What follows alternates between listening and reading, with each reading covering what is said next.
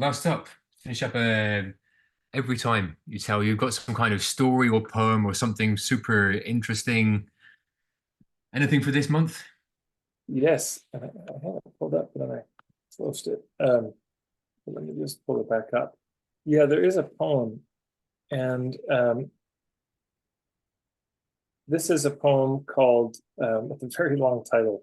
It's by Matthew Olsman from Southern Pines, North Carolina. And the poem's called A Letter to the Person Who Carved His Initials in the Oldest Living Longleaf Pine in North America. And the poem goes like this. Tell me what it's like to live without curiosity, without awe, to sail on clear water, rolling your eyes at the kelp wheels swaying beneath you, ignoring the flicker of mermaid scales in the mist, looking at the world and feeling only boredom.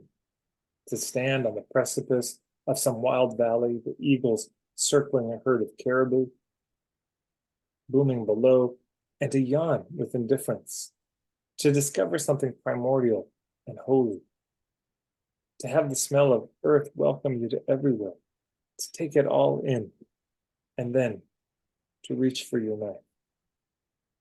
So this poem, of course, is speaking to, as the title says, somebody who found the oldest living longleaf pine and just took a knife out and carved their initials. And there's this assumption, of course, well, it's in the world, so it must be there for me. There it is. Must be for me. There's an incredible entitlement in modern society that I could just walk up to a tree and carve my initials with no protocol, with no asking the tree, no conversation, it's just all there for my personal benefit. This is the basis of tourism, of course. Well, that place is there. It must be for me to go to. And it's a worthwhile question to ask is when's the last time when you traveled, you went because you were invited to go by a local? And that's one of the differences between being a guest and being a tourist, is that we were asked or we were invited, or at least we asked, is it all right if I come? And when's the last time we asked the locals, is it actually okay if I come to a place? So then you get, white people showing up in indigenous communities, just imagining it's a great thing that they're there. I'm just here, and there's no protocol. There's no, I mean, there was that story a couple of years ago about that. I don't remember a missionary, and there was some tribe on some island, and he kept wanting to come, and they said, "We don't want you here. Go away. We will shoot you." And I ended up shooting him with an arrow. Because he's just, I don't know, but I have to convert you. I mean, this was 2 years ago. This stuff still goes on. But okay, so in business, there's this idea of you got to make a powerful first impression. You got to make but impression, not to demonize the word at all, but it means to press into, to make a dent on somebody. And that's your first move with somebody, is to make a dent into them so that they always remember you. You give these power handshakes that crush people's hands, and it's so powerful and firm, and your gaze is so steely that they're just always going to remember you. I think a more proper approach is to fly under the radar often when we meet people for the first time, to give them some credit for a capacity to pick up on who you are. I remember Stephen Jenkinson saying, when you're on a first date, just dramatically underfunction. Don't try to prove yourself. Do not bring out your best bits. Just be normal. Just save it. Save all that best stuff. Give them some credit that they can pick up on who you are. Rather than, oh, I've got to make an impression on this person. I see this, the entitlement in so much of marketing, that we're just going to go do our thing on people. We're going to, do our NLP on people. We're going to use this ninja marketing sales tactic. They won't even be aware of it. We're going to use our laws of unconscious persuasion to get them to buy. And that's very similar to me, between like that and whipping out a knife to carve your initials in somebody. There's a real parallel for me of, well, they're in the world. they must be there for me. They must be a client for me, potentially. That's why I came across them. Because the number of times I've witnessed directly very foul sales tactics. And the only way I think somebody could do them is to, you can justify it as, well, what a gift this is for them to receive this from me. This is some kind of a blessing. Or there's no regard for whether it's a blessing. It's just, well, they're a potential client and I get something out of it that I want. I get some money. So it's great. So I get to carve this in. I get the memory that I was there. But that's a lot to ask of a tree to hold the memory of you forever.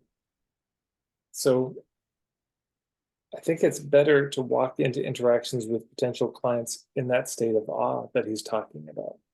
Just, wow, here's another human being. I don't know anything about their story. I don't know if this is a fit at all. Let's find out. Let's see. Because maybe that person, of course, we don't know why they carved their initials in. My imagination is they didn't put much thought into it. But maybe you might sit down and you just get to know the tree over a period of time. And one day you say to the tree, would it be okay if I did this? And the tree says yes or no. And you have some capacity to gauge that, to see. I mean, in Hawaii, when they would build a stone house, every stone was asked, do you want to be a part of this project? One by one by one. I don't know, maybe they asked a few at a time, but there was some consent involved in the process. So I'm trying to think if there's anything else that came. Yeah, that when you carve your name into a tree, it makes a scar around that. It does, the bark not going to regrow exactly. So it's just, there's a bit of a scar forever on that tree. And that's how it is with people. I mean, the number of people who've come to me over the years with scars from the past sales and marketing coaches that they've worked with, who they had their knife, they stuck it in, they twisted it around. I've seen so many, and it's rough. It's rough to be on the receiving end of that. And is there anything else I want to say about that?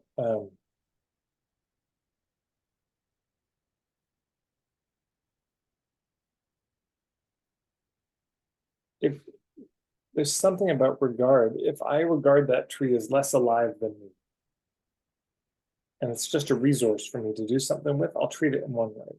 If I come to that tree as alive and maybe having its own desires, I'll treat it another way.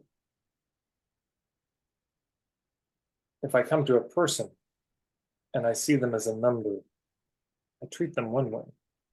But if I see them as a human being, I treat them as something else. And I think so much of modern marketing teaches people to see folks as numbers, especially the less ethical stuff.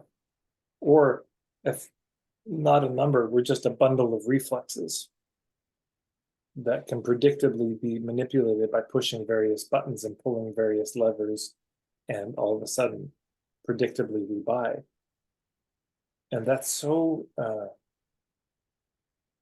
what's the opposite of ennobling?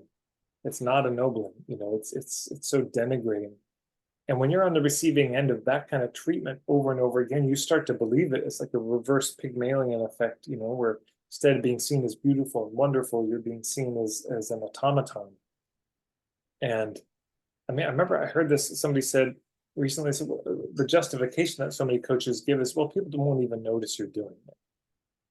Should we be happy about this? I mean, that should be a sound the alarms thing. People don't realize they're being worked. I mean, people are being that manipulative and they got no sense of it. That's terrible. Is that what we want in the world?